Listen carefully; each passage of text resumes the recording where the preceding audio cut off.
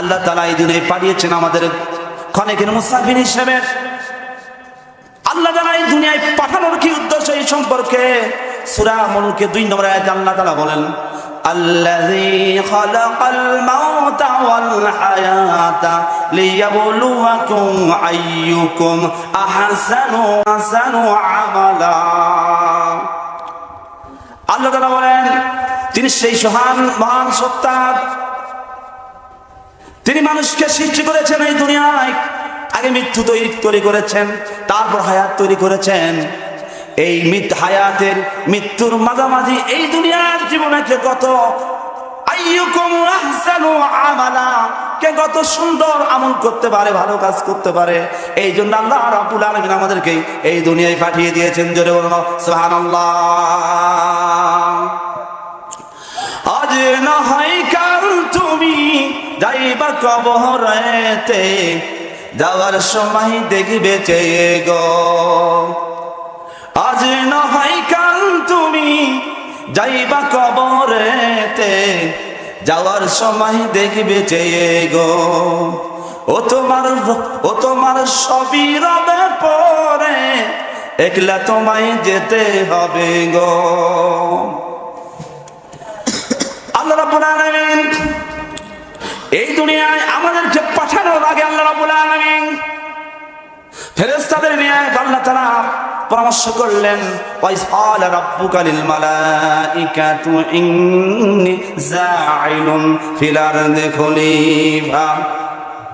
আল্লাহ তাআলা বললেন স্মরণ করো ওই সময়ের কথা যখন আল্লাহ তাআলা ফেরেশতাদের নিয়ে বললেন দুনিয়াতে আমার খলিফা প্রতিনিধি সৃষ্টি করতে চাই, তোমাদের মতামত কি? ফেরেশতারা বলেছেন আল্লাহ জানান, আমরা তো আপনার জিকির আজকার তাসবিহ তাহলিল হামদ সালাত নামাজ সবই আদায় করতেছি, কেন আপনি আবার নতুন করে প্রতিনিধি সৃষ্টি করবেন? আল্লাহ তাআলা বললেন আমি যা জানি তোমরা তা জানো না। আল্লাহ রাব্বুল আলামিন সূরা বাকারার ভিতরে আল্লাহ রাব্বুল আলামিন যে ঘোষণা দিলেন, আল্লাহ তাআলা বলেছেন আমি এই দুনিয়ায় পাঠানোর উদ্দেশ্য হচ্ছে যে তোমাদের শুধুমাত্র পাঠাবো না, পাঠানোর জন্য দুনিয়াতে একটি গাইডলাইন সংবিধান তোমাদের দিয়ে দিব। ওই সংবিধান অনুযায়ী তোমরা দুনিয়ার জীবন পরিচালিত করবে, আর এই পরিচালিত করে তোমরা আমার কাছে একদিন চলে আসবে। আল্লাহ তাআলা বললেন এই সংবিধান কোরআন দিয়ে যদি তোমাদের ব্যক্তি জীবন, পরিবার জীবন, সমাজ জীবন, রাষ্ট্রীয় জীবন পরিচালিত করতে পারো, তাহলে আল্লাহ তাআলা তোমাদের জন্য বলেছেন আলা খাউফুন আলাইহিম ওয়ালা হুম ইয়াহজানুন। আল্লাহ বলছেন যদি কোরআন যদি তোমাদের জীবন গড়ো, সমাজ গড়ো, রাষ্ট্র গড়ো, তাহলে তোমাদের কোনো ভয় থাকবে না, চিন্তাও থাকবে না। জোরে বলুন আল্লাহু আকবার। আল্লাহ রাব্বুল আলামিন এই দুনিয়া আমাদের পরীক্ষার জন্য পাঠিয়ে দিয়েছেন। আল্লাহ রাব্বুল আলামিন যুগে যুগে ইসলামী আন্দোলনের কর্মীদের ত্যাগ, কুরবানি ও পরীক্ষা আল্লাহ রাব্বুল আলামিন নিয়েছেন কিনা বলেন? আল্লাহ তাআলা এমন কোন নবী রাসূল পাঠান নাই যাদের ঈমানের পরীক্ষা নেন নাই, এমন পরীক্ষা নিয়েছেন আল্লাহ তাআলা। এই জন্য পবিত্র কোরআনের মধ্যে ঘোষণা দিয়েছেন আম হাসিবতুম আন তাদখুলুল জান্নাতা। আল্লাহ তাআলা বলেন তোমরা কি মনে করে নিয়েছো যে তোমরা অতি সহজেই জান্নাতে এমনি প্রবেশ করবে? ওয়ালাম্মা ইয়াতিকুম মাসালুল লাযীনা খালাউ মিন ক্বাবলিকুম। আল্লাহ তাআলা বলছেন, অথচ আল্লাহ তাআলা বলছেন এখন পর্যন্ত তোমাদের উপর তোমাদের পূর্ববর্তীদের নাই বিপদ মুসিবত আবর্তিত হয় নাই, আর তোমরা জান্নাতের আশা করে বসে রয়েছো। আমি আল্লাহ রাব্বুল আলামিন দেখব না ইমানের দাবি থেকে সত্যিকারের ইমানদারকে মুনাফিক। জোরে বলুন আল্লাহু আকবার। মাসাদুহুমুল বাশা ওয়াদ-দারা ওয়াজুলজিলু হাত্তা ইয়াকুলুর রাসূল। তাদের উপর নবী আলাইহিস সালামের উপর বহু কষ্ট কদরতা ও কঠিন বিপদ মুসিবত এসেছিল, এমনকি নির্যাতন অত্যাচারের স্টেমরোলায় তারা জর্জরিত করে দেওয়া হয়েছিল। আর তারা বলেছিল আল্লাহ তারা বলেছিল ওয়াল্লাযীনা আমানু মাআহু মাতা আল্লাযীনা আমানু মাআহু মাতা নাসরুল্লাহ। আল্লাহু আকবার। এমনকি শেষ পর্যন্ত নিয়ন্ত্রণ রাসূল এবং তার সঙ্গী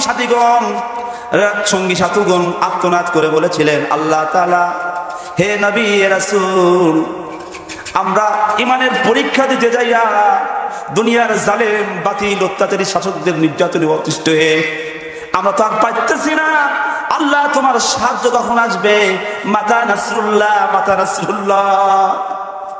মক্কার জমিন আল্লাহ রাসূল সাল্লাল্লাহু আলাইহি সাল্লাম কাবা ঘরের ছায়ায় হেলান দিয়ে অদৃশ্য অবস্থায় ছিলেন।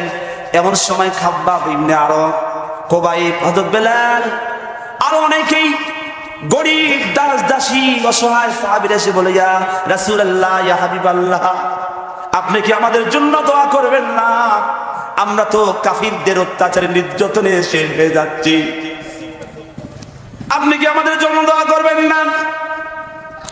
আল্লাহ রাসূল সাল্লাল্লাহু আলাইহি সাল্লাম বললেন, তিনি অদৃশ্য অবস্থায় থেকে উঠে বসলেন। আল্লাহ রাসূল সাল্লাল্লাহু আলাইহি সাল্লামের চাঁদ মাখা নুরানি চেহারা লাল হয়ে গেলেন। আল্লাহ রাসূল বললেন, তোমরা অতি তাড়াতাড়ি করছো, কিন্তু তোমাদের পূর্বে এমন নবী ছিল, রাসূল ছিল, তার উম্মত ছিল, যাদের উপরে এমন অত্যাচার এসেছিল, তারা আল্লাহর কাছে এই রকম বলেছিল, মাতা নাসরুল্লাহ। আল্লাহ রাসূল সাল্লাল্লাহু আলাইহি সাল্লাম বললেন, গর্ত করা হতো, নবী এবং তার অনুসারী উম্মতদেরকে গর্তের মধ্যে পুঁতে রেখে মাথায় কোরাত দিয়ে চিরে দ্বিখণ্ডিত করা হতো, লোহার চিরুনি দিয়ে তো তাদের শরীর থেকে গোশত হাড় আলাদা করা হতো। হে আমার সাহাবীরা, এমন একদিন আসবে হাজরে মাউত থেকে ইয়ামেনের সানা পর্যন্ত একজন সুন্দরী রূপসী তরুণী তার রূপের পাশটা নিয়ে মরুভূমিতে কাকি পথ চলবে, কোন যুবক পুরুষ তার দেখে খারাপ দৃষ্টি তাকাতে সাহস করবে না। আল্লাহু আকবার। আপনারা কি সেই রকম সমাজ চান? কোরআনের শাসন যদি আমরা চাই, কোরআনের আইন যদি বাংলাদেশে পার্লামেন্টে যদি পাস করেন, তাহলে যারা কোরআন নিয়ে কথা বলে, কোরআনকে পার্লামেন্টে চায়, সেই সমস্ত দলকে আপনাদের সাপোর্ট করতে হবে। আল্লাহ রাব্বুল আলামিন আমাদেরকে আল্লাহ রাব্বুল আলামিন পবিত্র কোরআন কারীম গাইডলাইন সংবিধান হিসেবে পাঠিয়ে দিয়েছেন। এই কারণে শুধুমাত্র নামাজের জন্য নয়, রমজান মাসে খতম দেওয়ার জন্য নয়, বাবা মা মারা গেলে 30 পারা খতমের জন্য দেয় নাই। আমার আল্লাহ রাব্বুল আলামিন বলেছেন, তিবিয়ানান লিকুল্লি শাই, কোরআনের মধ্যে এমন কোন জিনিস নাই তোমাদের প্রয়োজন আমি সেটা নাযিল করি নাই। আর জোরে বলুন আল্লাহু আকবার। সম্মানিত ভাইরা, আল্লাহ রাব্বুল আলামিন পরে আয়াতে বলেছেন, আলা ইন্না নাসরুল্লাহি করিব।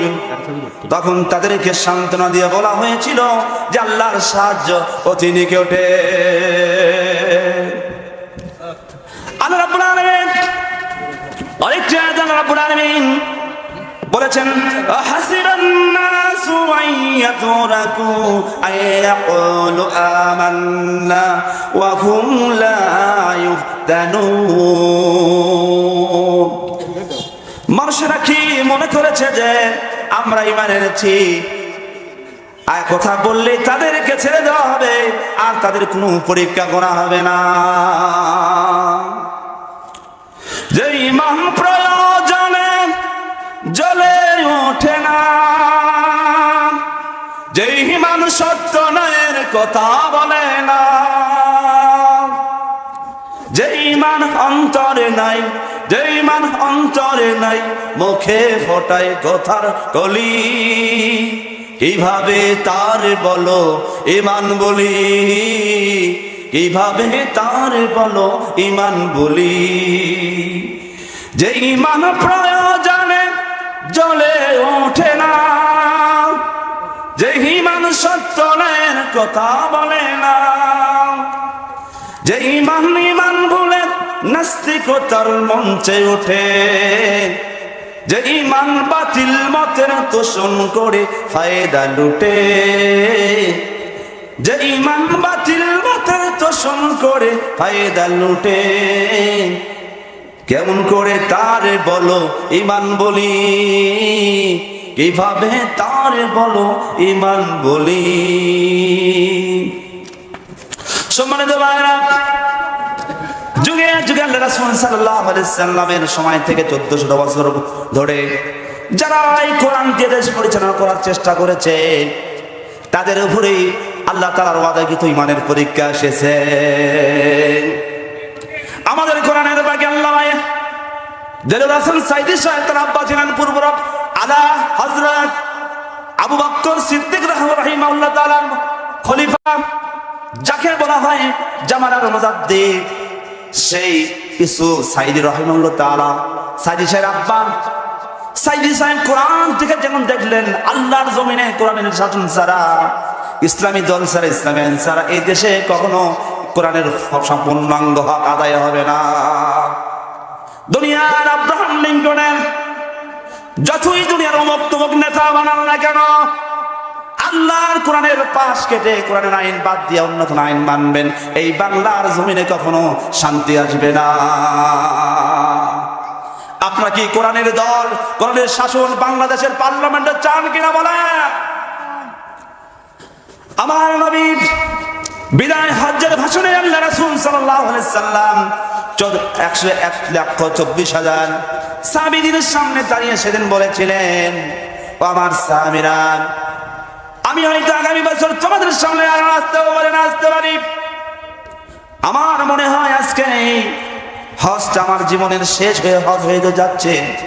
এ আমার সাহাবীরা শুনে রাখো, তারাখাতু ফিকুম আমরাইন লান তাদিল্লু মা তামাসসাকুম বিহিমা কিতাবাল্লাহি ওয়া সুন্নাত রাসূলিহি।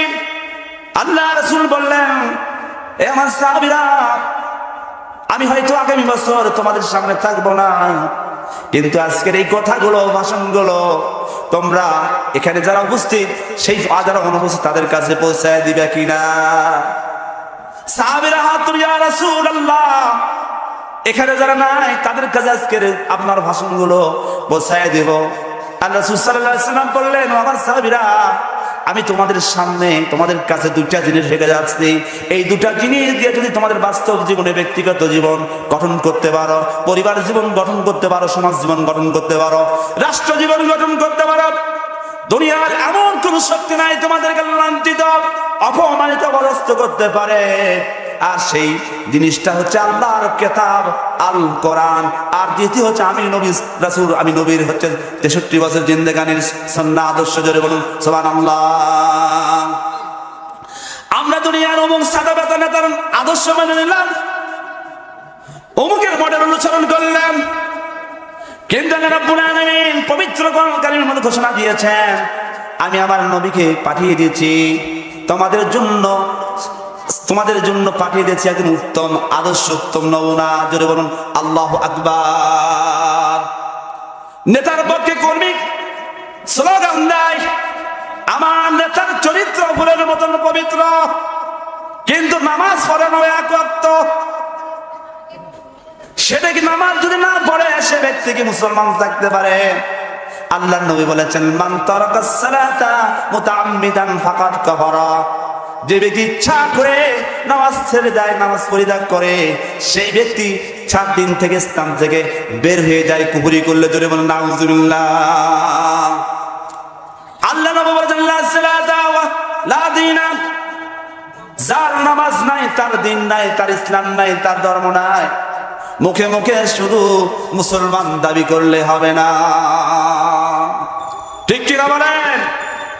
বাংলাদেশের তাবলীগ জামাত, পীর মুরিদি ইসলামী দলগুলো বাংলাদেশে লক্ষ লক্ষ ওয়াজ মাহফিল প্রতি বছর শীতের মৌসুমে হয়।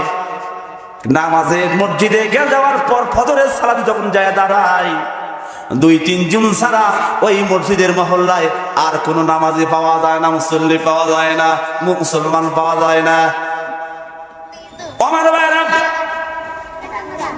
নামাজ প্রতিষ্ঠা করার দায়িত্ব কার? নামাজ প্রতিষ্ঠা করার দায়িত্ব হচ্ছে সরকারের, শাসকের। আর আল্লাহ রাব্বুল আলামিন এই জন্য সূরা হজের ৪৮ নম্বর আয়াতে বলেছেন, যখন তোমাদের মধ্যে ইমানদার শাসকরা এসে যাবে, ইমানদাররা শাসন করবে, তাদের উপর ৪টা কাজ হবে। ১ নম্বর কাজ হচ্ছে তারা নামাজ প্রতিষ্ঠা করবে। ২ নম্বর হচ্ছে তারা যাকাতের প্রচলন করবে। কারণ এই বাংলাদেশের মানুষেরা যদি যাকাত দিত, ওসর দিত, বাংলাদেশে একটাও গরিব লোক খুঁজে পাওয়া যেত না। আল্লাহ রাব্বুল আলামিন বললেন, আর ৩ নম্বর কাজ হচ্ছে আমর বিল মারুফ, সৎ কাজ আদেশ করবে। কোন জায়গায় কোনো আকাম হচ্ছে, কুকাম হয়ে যাচ্ছে, অন্যায় হচ্ছে, সেখানে যে বলবে এই খবরদার, এই কাজ কেন করতেছো? আমাদের এমন ঈমান হয়ে গেছে যে আমরা ধনী লোকের সামনে, একজন শাসকের সামনে দাঁড়িয়ে হক করা বলার মতন আমাদের হিম্মত, ইমানি বল নাই। জোরে বলুন ঠিক কিনা? ৪ নম্বর হচ্ছে ওয়াতানহানিল মুনকার, অসৎ কাজে বাধা দিতে হবে। আল্লাহ রাসূল সাল্লাল্লাহু আলাইহি ওয়াসাল্লাম বলেছেন, মান রাআ মিনকুম মুনকারান ফালিয়ুগাইয়িরু বিয়াদিহি ফাইন লাম ইয়াস্তাতিউ ফাবিকলবিহি ওয়া লাম ইয়াস্তাতিউ ফাবিলিসানিহি ওয়া মিন আদাফুল ওয়াযালিকা আদাফুল ঈমান। আল্লাহ রাসূল সাল্লাল্লাহু আলাইহি ওয়াসাল্লাম বলেছেন, তোমরা যখন দেখবে কোন জায়গায় অন্যায় সংঘটিত হচ্ছে, কোরআন সুন্নাহর বিরোধী কাজ হচ্ছে, অনৈতিক কার্যক্রম হচ্ছে, সেখানে তোমরা হাত দ্বারা বাধা দিবে। আর তাতেও যদি তোমরা অক্ষম হয়ে যাও, তাহলে জবান দ্বারা ওই লোকটাকে শাসন করে কথা বলতে হবে। আর তারপরে যদি না হয়, তাতেও যদি অক্ষম হয়ে যাও, তাহলে মনে মনে ঘৃণা করে ওই লোকটার কাছ থেকে দূরে সরে কেটে পড়বে। আর এটাই হচ্ছে ইমানের অংশ। আর এই 3টা গুণ যাদের মধ্যে নাই, তার মধ্যে কোনো ইমান নাই। সম্মানিত উপস্থিতি, এটাই হচ্ছে ইমানের থার্মোমিটার। এই 3টা গুণ যার নাই, তার মধ্যে ইমান নাই। প্রিয় চুলাশনবাসী, 2016 সালের ধুমদার বাজার থেকে রমজানের মধ্যে আসর নামাজের পর যখন পুলিশ আমাকে উঠায় নিয়ে গেল, আমি বলেছিলাম রোজাদার, আমাকে থানায় নিয়ে যাওয়ার পর পুলিশের সামনে বারবার ফোন যায়, সে একজন জঙ্গি। সেদিন আমি পুলিশের সামনে বলেছিলাম, আমি জঙ্গি নাই, যারা বলে তারাই হচ্ছে জঙ্গি। আমি কি বগুড়া শহরে গাড়ি পোড়াতে গিয়েছিলাম? আমরা কেউ যাই নাই। এদেশের লক্ষ লক্ষ মানুষকে, আলেম ওলামাদেরকে জেল খাটিয়েছে, আয়না ঘরে রেখেছে, অনেক লোককে রিমান্ডের নামে পঙ্গু করে দিয়েছে। আলেম ওলামাদের জেলখানায় রেখে ফাঁসির দড়িতে ঝুলাই থেকে এই দুনিয়ার ইমানের পরীক্ষা তারা দিয়েছে। আল্লামা সাঈদীর কি অপরাধ ছিল? জসিমউদ্দিন রহমানের কি অপরাধ ছিল? আল্লামা মামুনুল হকের অপরাধ কি ছিল? অপরাধ একটাই, হক কথা বলা। আল হাক্কু মুররুন, সত্য কথা তিতা। আজকেও যদি এখানে কথা বলে যায়, কিছু কিছু লোকের গায়ে আগুন ধরে যাবে, বলবে যত বড় মুখ না তত বড় কথা বলে। কিন্তু আল্লাহ তাআলার কোরআনের কথা, আল্লাহ রাসূল সাল্লাল্লাহু আলাইহি হাদিসের কথা আপনি ইমানদার দাবি করলে আপনি বলতেই হবে। সম্মানিত ভাইরা, গত বছর এই সময় আমরা কিন্তু বাড়িতে থাকতে পারি নাই। জমির আনিলে পাড়া খেলার ময়দানে আমার ছোট ভাই নাজিমউদ্দিন রয়েছে। আমরা লালার জমির লালার উপরে খাতা বিছাইয়া, উপরে চাদর দিয়া, কম্বল দিয়ে আমরা সারা রাত পাড়ি দিয়েছি মাঠের মধ্যে। বাড়িতে থাকতে পারি নাই, আমাদের দোকান ঠিক মতো খুলতে পারি নাই। যখন দেখেছি প্যান্ট শার্ট পরে হ্যান্ডসাম লোক, তখন মনে করেছে আল্লাহ আমাদেরকে মনে হয় ফুলি ধরে রেখেছে, আল্লাহ আমাদের পরিবারের ব্যবস্থা করে দাও। আল্লাহ আমাদের রাসূল সাঈদীর ওয়াজ বাজানোর কারণে আমাকে অনেকবার শাসন করা হয়েছে। 4 তারিখে যখন আওয়ামী লীগের সমস্ত চাঁদাবাজরা, লুটেরারা, টেন্ডারবাজরা, সন্ত্রাসীরা আমার উপর হামলা করার জন্য চলে গেল। সেদিন আল্লাহকে বলেছিল, আল্লাহ তুমি তো বলেছো রাসূলুল্লাহ, আর তুমি তো বলেছো তোমরা যারা আমার দিনকে সাহায্য করো আমি তোমাদেরকে সাহায্য করব। আল্লাহ তাআলা সাহায্য করেছিল। থানায় যে মামলা দেওয়ার জন্য ওসি সাহেব ধরেছিল, ওসি সাহেব বলেছিল যে এখন এমন সময় আমাদের বাইরে যাওয়ার মতন সুযোগ নেই, আপনারা চলে যান, দেশটাকে ভালো হোক, তারপরে আমরা অ্যারেস্ট করব। 4 তারিখে এক জায়গায় থাকার পর শেষ রাতে যখন উঠে জাহাজ যাদের নামাজের পর আল্লাহর কাছে হাত পেতে দিয়েছিলাম, চোখের পানি ছেড়ে দিয়েছিলাম, আল্লাহ 15টি বছর আমরা তোমার কোরআনের দল বাংলাদেশের পার্লামেন্টে কোরআনের শাসন প্রতিষ্ঠা করার জন্য হক্কানি উলামায়ে কেরামের ওয়াজ শোনার কারণে আমাদেরকে এই জালিমেরা শাসায়, আমাদের উপর অত্যাচার করে। আল্লাহ আমাদেরকে বারবার মামলা লাগায় দেয়, আমাদেরকে দোকান থেকে ধরে নিয়ে যায়, জেলখানায় দেয়। রাব্বুল আলামিন অনেক মাস ধরে দোকান খুলতে পারি নাই, আমরা তো ঋণগ্রস্ত হয়ে যাচ্ছি। আল্লাহ তুমি তো বলেছো মাতা নাসরুল্লাহ। রাব্বুল আলামিন এই মাঝে অসংখ্য যুবক ছেলেমেয়েরা, অসংখ্য সাধারণ মানুষেরা এই সরকারের পুলিশের হাতে, তার সন্ত্রাসী ছাত্রলীগদের হাতে জীবন দিয়ে যাচ্ছে। আল্লাহ তুমি তো বলেছো ইসলাম নামক চারা গাছ জীবিত থাকে ইমানদারের গায়ে রক্ত দিয়া, আর ইমানদারের রক্ত যখন যে জমিনে পড়ে সেই জমিনটা ইসলামের এবং কোরআনের ওই জমিনটা হয়ে যায় যেমন আল্লাহু আকবার। ও আমার ভাইয়েরা, বাংলাদেশে যে আন্দোলন চলল 152 জন ছাত্র সমন্বয়কারীদের মধ্যে 158 জন ছিল ইসলামী ছাত্র শিবির, 108 জন ছিল ইসলামী ছাত্র শিবিরের ছেলেমেয়েরা। 30 তারিখে আমার কাছে যখন বগুড়া থেকে যখন ইসলামী আন্দোলনের কিছু ভাইরা আসলো, ভাই আমাদের সাহায্য করেন আর শেষ বিদায় দিয়ে দেন, আমাদের মনে হয় এই যাত্রাটা আমাদের জন্য শেষ বিদায় হয়ে যেতে পারে। কারণ আমরা যদি এই জালিম স্বৈরাচার হাসিনাকে যদি উৎখাত করতে না পারি, বাংলার জমিনে আমাদের কেউ আমরা বাঁচে থাকতে পারবো না। আমরা যদি জীবন দিব, বীরের মতন জীবন দেব, আমরা ওদের সামনে মাথা নত করে আমরা জীবন দিতে রাজি নই। আমার এক ভাই বলতে বলতে কেঁদেই ফেলে দিলেন। আমি আমার ভাইদের কাছ থেকে আমি কিছু টাকা সংগ্রহ করে টাকা দিয়ে দিলাম, ভাই আমার বউ সংসার রয়েছে, আমি তো দিতে পারবো না, তবে তোমাদেরকে সাহায্য করলাম, আল্লাহ যেন আমাদের সকলকে এই যুদ্ধে, এই জিহাদে আমাদের সকলকে বিজয় দান করেন। যেন আল্লাহু আকবার। বিজয় করেছিল কিনা বলেন? 5 তারিখে যে ঘোষণা দিয়েছিল, 5 তারিখে হাসিনা বলেছিল তার চাচাতো বোনের স্বামী সেনাবাহিনীর প্রধান ওয়াকারকে বলেছিলেন আমাকে একটু ভিডিও করতে দাও, জাতির উদ্দেশ্যে কিছু একটু ভাষণ দিয়ে চলে যায়। বলেছিল না, আপনার সময় 45 মিনিট, আপনি তাড়াতাড়ি রেডি হন, না হলে তাহলে কিন্তু আপনাকে আমরা রক্ষা করতে পারবো না। কোরআনের পাকে আল্লামা সাইদি রহমাতুল্লাহ আলাইহি তিনি বলেছিলেন এমন একটা সময় আসবে, হে জালেমেরা কান পেতে শুনে নাও, আল্লাহ তাআলার গজব যখন তোমাদের উপর আসবে তখন তোমরা কিন্তু পালানোর জন্য একটা ইন্দুরের রক্ত খুঁজে পাবে না। এই কথা বলেছে কিনা বলেন?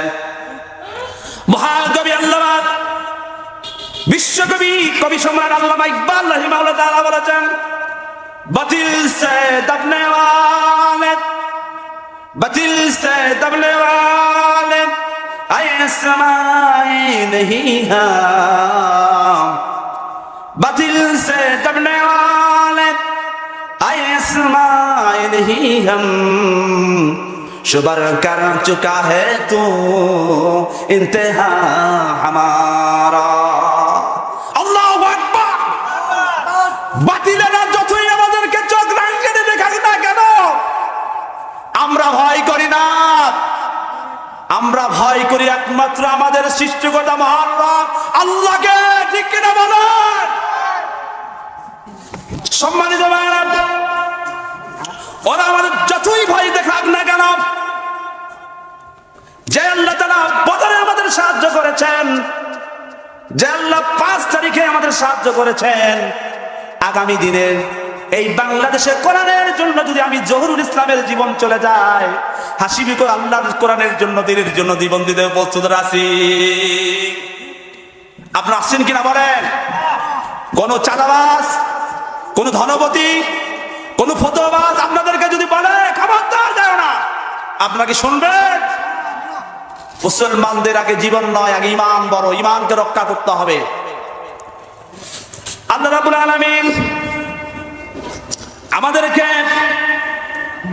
ঈমানের বলে বলিয়ান হওয়ার কথা বলেছেন। আল্লাহ তাআলা বলেন, ইন্নাল্লাহা আশতারা মিনাল মুমিনিনা আনফুসাহুম ওয়া আন্না লাহুল জান্নাহ। আল্লাহ তাআলা বলেন, হে ঈমানদারেরা, আমি আল্লাহ তাআলা নিশ্চয় তোমাদের জান এবং মালকে কিনে নিয়েছি আমার জান্নাতের বিনিময়ে। মুখে মুখে শুধু ঈমানদার দাবি করলে হবে না, নিজেকে জান্নাতি দাবি করলে হবে না, আপনাকে ঈমানের পরীক্ষা দিতেই হবে, দিতেই হবে। আল্লাহ তাআলা বলেন, ফালিকাতিল ফি সাবিলিল্লাহিল্লাযীনা ইয়াশরুনাল হায়াতাদ দুনিয়া বিল আখিরাহ। আল্লাহ তাআলা বলেন, আল্লাহর দ্বীনের জন্য, কোরআনের জন্য সংগ্রাম করার, লড়াই করার, জিহাদ করার জন্য তারাই যোগ্য, যারা এই দুনিয়ার টাটকা টাটকা সুখ সুবিধাগুলোকে, অবৈধ সুবিধাগুলোকে যারা পায়ে ঠেলে দিয়ে একমাত্র আখিরাতকে কিনে নেয়। জোরে বলেন আল্লাহু আকবার। একজন মুমিনের নিকট এই দুনিয়ার পথ, মিম্বার, চেয়ারম্যান, সমাজের নেতা হওয়ার, পাতি নেতা হওয়ার আশঙ্কা কি করবে? মুমিন সবসময় চিন্তা ভাবনা করবে, আমি কেমন করে আখিরাতে লাভবান হব। কিছু লোক আল্লাহর কোরআন আর হাদিস হাওয়া ওয়া তামান্না আল্লাহ, ওই ব্যক্তি বোকা, যে ব্যক্তি মন যা চাই, মন চাইলো সিনেমায় গেল, মন চাইলো নেতা হওয়ার জন্য দুনিয়ার অমুক তমক গাঞ্জাখোর, চাঁদাবাজ, ছিনতাইকারীদের পিছনে পিছনে ঘুরলো। আল্লাহর কোরআনের আন্দোলন বাদ দিয়া দুনিয়ার অমুক নেতাকে নেতা মেনে নিল, আর মৃত্যুর পরবর্তী জীবনের জন্য সে জান্নাতের আশা করলো। আর এই ব্যক্তির কখনো জান্নাত লাভ হবে না। আল্লাহ রাসূল সাল্লাল্লাহু আলাইহি সাল্লামের সাহাবী ছিলেন আব্দুল্লাহ ইবনে উবাই। আল্লাহ রাসূল সাল্লাল্লাহু আলাইহি সাল্লামের পিছনেই নামাজ পড়তেন। কোন মাহফিলে গেলে আল্লাহ রাসূল সাল্লাল্লাহু আলাইহি সাল্লামের মানুষের কাছে পরিচয় করে দিতেন আর বলতেন, খবরদার উচ্চ স্বরে বড় গলায় কথা বলো না, কারণ এখানে যিনি হাজির হয়েছেন তিনি আখিরের নবী জনাবে মুহাম্মাদুর মুহাম্মদ সাল্লাল্লাহু আলাইহি সাল্লাম। কিন্তু সে কখনো কোরআনের আইন চায় নাই, কোরআনের শাসন চায় নাই। তার কিন্তু 14 হাত কিন্তু পাগড়ি ছিল, তার জুব্বা ছিল, তার পায়জামা ছিল, তার সব কিছু ছিল। সে কিন্তু মেসাকও করতো, কিন্তু আল্লাহর জমিনে আল্লাহর শাসন, কোরআনের আইন, কোরআনের দল বাস্তবায়ন হোক, এই সেটা সে আব্দুল্লাহ ইবনে উবাই চায় নাই। আজও দেখবেন বাংলার জমিনে কিছু লোক রয়েছে ইসলামী দলগুলোর বিভিন্ন অপবাদ দিয়া দোষ ধরে, কিন্তু কোরআনের দলকে সাপোর্ট করবে না, শুধুমাত্র এই দুনিয়ার কিছু নেতা হওয়ার জন্য, স্বার্থ উদ্ধারের জন্য। কথা ঠিক কিনা বলেন? আল্লামা ইকবাল রাহিমাহুল্লাহ বলেন, সতীজা কা রহা है, सतीजा का रहा है अजन से कायम रोज, सतीजा का रहा है अजन से कायम रोज, चिरागे मुस्तफा भी से शरार बुरहान में। अल्लाहु अकबर बोलें। शहीद हदें আবু জাহেল গুচ্ছিরাম আল্লাহ রাসূল সাল্লাল্লাহু আলাইহি সাল্লামের ও আল্লাহর কোরআনকে পৃথিবীর বুক থেকে নিশ্চিহ্ন করে দেওয়ার জন্য কত রকম ষড়যন্ত্র করেছিল, কত রকম অত্যাচার করেছিল। তারা কি পেরেছিল? আল্লাহর কোরআনকে এই দুনিয়ায় থেকে উৎখাত করতে পারে, করতে আল্লাহ রাসূল সাল্লাল্লাহু আলাইহি সাল্লামকে এই দুনিয়া থেকে বিদায় করে দিতে কখনো পারে নাই। আজও যারা এই দুনিয়ার বুকে ইসলামী দলকে ব্যান করে দেওয়ার জন্য চক্রান্ত করেছ, 1 তারিখে এই বছরের 1 তারিখের আগস্টে বাংলাদেশ জামাত ইসলামীকে যখন নিষিদ্ধ করে দেওয়া হলো, আল্লাহ রাব্বুল আলামিনের ওয়াদা অনুযায়ী 5 তারিখে আল্লাহ তাআলা বাংলাদেশ আওয়ামী লীগকে বাংলাদেশের জমিন থেকে নিষিদ্ধ করে দিলেন। ঠিক কিনা বলেন? আল্লাহ তাআলা বলেছেন ইউরিদুনা লিউনফিউ নূরাল্লাহি বিআফওয়াহিহিম আল্লাহু মুতিম্মি নূরিহি ওয়ালাউ কারিহাল কাফিরুন। আল্লাহু আকবার। আল্লাহ তাআলা বলেন, হে কাফেররা তোমরা শুনে রাখো, আমার ইসলামকে, কোরআনকে, আমার ইমানের নূরকে পৃথিবী থেকে যদি তোমরা বিদায় করে দেওয়ার জন্য যে ষড়যন্ত্র করো, আমার কোরআনের নূরকে তোমরা ফু দিয়া নির্বাপিত নিভাই দিতে পারবে না। পারবে কি? পারবে না। আফগানিস্তানে তালেবানদেরকে মুছিয়ে দেওয়ার চক্রান্ত করেছিল আমেরিকা। পৃথিবীর বিভিন্ন দেশ থেকে সৈন্য নিয়ে এসে তারা ওখানে ঘাঁটি গেড়েছিল, কিন্তু আল্লাহ দ্বীনের মুজাহিদরা যখন আফগানিস্তানে যুদ্ধ ঘোষণা করে দিলেন, আল্লাহ তাআলার ওয়াদা অনুযায়ী সাহায্য পেলেন। আফগানিস্তানের মাটি থেকে পৃথিবীর পাওয়ারফুল পরাশক্তি আমেরিকা বিদায় নিয়েছিলেন কিনা বলেন? আফগানিস্তান স্বাধীন হয়ে গেল। সেই স্বাধীন হওয়ার পর যখন এই দেশের টুপিওয়ালারা, মোল্লারা, হুজুরেরা, আলেমেরা যখন কোরআনকে ওই দেশের সংসদে, পার্লামেন্টে কোরআনের আইন যখন বাস্তবায়ন করলেন, আল্লাহ রাব্বুল আলামিন ওই দেশের জমিনের ভিতরে যে গুপ্ত সম্পদ ছিল, পেট্রোল বের করে দিলেন, লোহা বের করে দিলেন, মূল্যবান পাথর বের করে দিলেন, হীরা বের করে দিলেন, পান্না বের করে দিলেন। আমরা যে মোবাইল ব্যবহার করি, মোবাইলের মধ্যে এক ধরনের পাউডার থাকে। আমরা যে অটো ভ্যান চালাই, এই অটো ভ্যান, চার্জার ভ্যান, এই অটো ভ্যানের ভিতরে এক ধরনের পাউডার থাকে। এই পাউডারটা আল্লাহ রাব্বুল আলামিন আফগানিস্তানের এই তালেবান, এই টুপিওয়ালাদের পায়ের কাছে দিয়ে দিলেন। যেমন আল্লাহু আকবার। আল্লাহ তাআলা কোরআনকে অসংখ্য জায়গায় বলেছেন, হে ইমানদারেরা, তোমরা যখন আমার কোরআনকে আমাদের জমিনে, তোমাদের জনপদে, তোমাদের দেশে, রাষ্ট্রে যখন কোরআন দিয়ে দেশ পরিচালনা করবে, আমি তো আমার আসমানের রহমতের দরজা এবং জমিনের বরকতের দরজা আমি ওই জনপদের জন্য উন্মুক্ত করে দেবো। যেমন আল্লাহু আকবার। বাস্তব আমরা প্রমাণ পেয়ে গেলাম। আজ থেকে 3 বছর আগে বিশ্ব মিডিয়ায় অর্থনৈতিক জার্নালে আফগানিস্তানকে বিশ্বের সবচাইতে ক্ষুধা, দারিদ্র, অসহায়, মানবিক দিক থেকে তারা সবচেয়ে নিচে একটা রাষ্ট্র ছিল। কিন্তু যখন টুপিওয়ালারা দেশের শাসনভার নিয়ে নিলেন, ওই দেশের ভিক্ষুক নাই, ওই দেশের স্বাস্থ্য খাত, শিক্ষা খাত, ওই দেশের সমস্ত কিছু মানুষের চিকিৎসা সেবা একদম ফ্রি করে দিয়েছে। যেমন আল্লাহু আকবার। ও আমার সুরাসনবাসীরা, তোমরা কান পড়ে শুনে নাও। আফগানিস্তানের মতো যদি এই দেশের মোল্লারা, টুপিওয়ালারা, জুব্বাওয়ালারা এই দেশের পার্লামেন্টে যদি আমরা পাঠাতে পারি, আর কোরআনকে যদি যারা ওই পার্লামেন্টের সংবিধানে বানিয়ে দেয়, কোরআনকে দেশ পরিচালনা করে, আল্লাহ রাব্বুল আলামিন বাংলাদেশের মাটির নিচে যা কিছু সব কিছু আল্লাহ রাব্বুল বের করে দিও আমাদের জন্য। এর উপর বাস্তব উদাহরণ, নমুনা আর কি থাকতে পারে? আল্লাহর ওয়াদা কি মিথ্যা হতে পারে? সম্মানিত ভাইরা, আল্লাহ রাসূল সাল্লাল্লাহু আলাইহি সাল্লাম তিনি রাস্তা দিয়ে চললেন, আকাশের মেঘমালা আল্লাহ রাসূল সাল্লাল্লাহু আলাইহি সাল্লামের মাথার উপর ছায়া দিতেন। পাখিগুলো আল্লাহ রাসূল সাল্লাল্লাহু আলাইহি সাল্লাম মাথার উপর দাঁড়িয়ে বাতাস করতেন। মৃত্যু যে কূপে কোন পানি নাই, আল্লাহ রাসূল সাল্লাল্লাহু আলাইহি সাল্লাম কূপের মধ্যে থুতু ফেললে ওই কূপটায় পানি কানায় কানায় মিষ্টি পানিতে পরিণত হয়ে যাবে। আল্লাহু আকবার। আল্লাহ রাসূল সাল্লাল্লাহু আলাইহি সাল্লাম মৃত কোন খেজুর গাছ নিজে করে বসে আল্লাহ রাব্বুল আলামিন আমার রহমতের নবী, নবীদের সর্দার জনাবে মুহাম্মদুর রাসূলুল্লাহ সুবাইপুরি সাল্লাল্লাহু আলাইহি সাল্লামের ওসিলায় করে আল্লাহ রাব্বুল আলামিন মৃত গাছকে জীবিত করে দিতেন। কিন্তু আল্লাহ রাসূল সাল্লাল্লাহু আলাইহি সাল্লাম যখন নবুয়ত পেলেন, নবুয়ত পাওয়ার পর লা ইলাহা এর দাওয়াত যখন দিলেন, তখন মক্কার শাসক ছিলেন আবু জেহেল, উতবা, মুগিরা, সাইবা, আবু সুফিয়ানরা এটা মেনে নিল না। তারা বলল যে এই মুহাম্মদ এমন একটা কথা বলতেছে, এই কথা যদি মেনে নেয় তাহলে আমাদের নেতাগিরি, আমাদের শাসন ক্ষমতা, এই আমাদের চাঁদাবাজি, আমাদের টেন্ডারবাজি, আমাদের ভূমি দখলকারী, আমরা কোনো কিছু করতে পারবো না। আগে মুহাম্মাদের এই কালেমাকে এই জমিনে যেন প্রচার করতে না পারে। মুহাম্মাদকে যেখানেই বাবা, মুহাম্মাদের লোকজন যেখানেই দাওয়াত দিবে সেখানেই তোমরা বাধা দিবা। জোরে বলো নাউজুবিল্লাহ।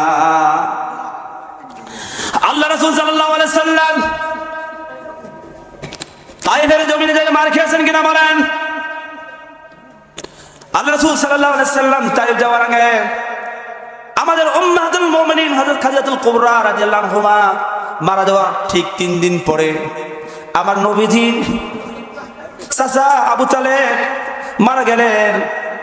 আবু তালেবকে মারা দেওয়ার আগে আল্লাহ রাসূল বলেন, চাচা আমি জীবনে কখনো আমার বাবাকে দেখি নাই, কিন্তু আমার বাবা যে দয়া ভালোবাসা আপনি আমাকে দিয়েছেন, আপনার সন্তান আলী, আবু জাফর দেরকে পাশে রেখে আপনি আমাকে আবার আপনার বুকের উপর রেখে ঘুম পাড়িয়েছেন। কোন মানুষ আমাকে এই দিন বললে আপনি রাগান্বিত হয়ে গেছে। এ আমার চাচা, আপনি শুধু একটিবারের জন্য বলেন না ইলাহা ইল্লাল্লাহু মুহাম্মাদুর রাসূলুল্লাহ সাল্লাল্লাহু আলাইহি সাল্লাম। আবু তালেব চতুর্পাশে মক্কার বড় বড় কাফেররা ছিল, তারা বলে, আবু তালেব সারা জীবন তোমাকে আমরা সম্মান করেছি, তোমাকে আমরা নেতৃত্ব আসনে বুঝিয়েছি, আর শেষ সময় তুমি তোমার বাপ দাদার ধর্মের চুনকালি মেখে এই দুনিয়া থেকে বিদায় নিতে চাও। এখন কিছু কিছু লোক রয়েছে দুনিয়ার স্বার্থের জন্য ইসলামী দল পছন্দ করে না, কারণ পছন্দ করলে তাদের জমিতে ভেজাল, ব্যবসায় ভেজাল, চাকরিতে ভেজাল, সব জায়গায় ভেজাল। কোরআনের দল হক কথা বললে তার অনেক জমি থাকবে না, অনেক প্রভাব থাকবে না, এই ভয়ে মন চাইলেও সে ইসলামী দলে কোরআনের শাসন সে চায় না। আমি কি ভুল বললাম? ভুল বললাম?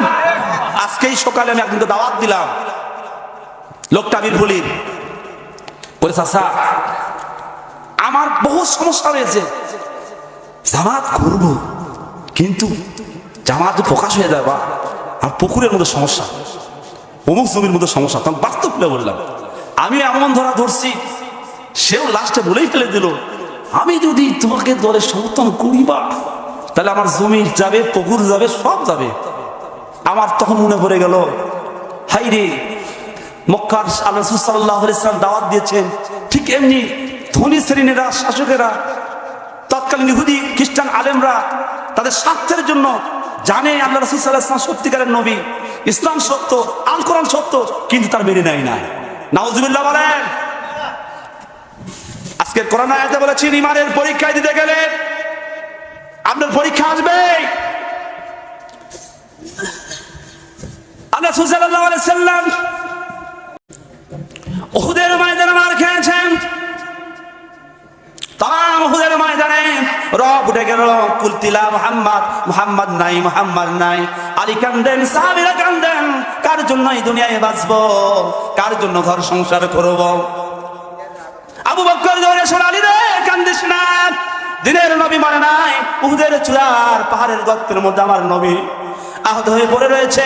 আলী যা যা, আমার দিনের নবীকে কাফেরদের হাত থেকে বাঁচা।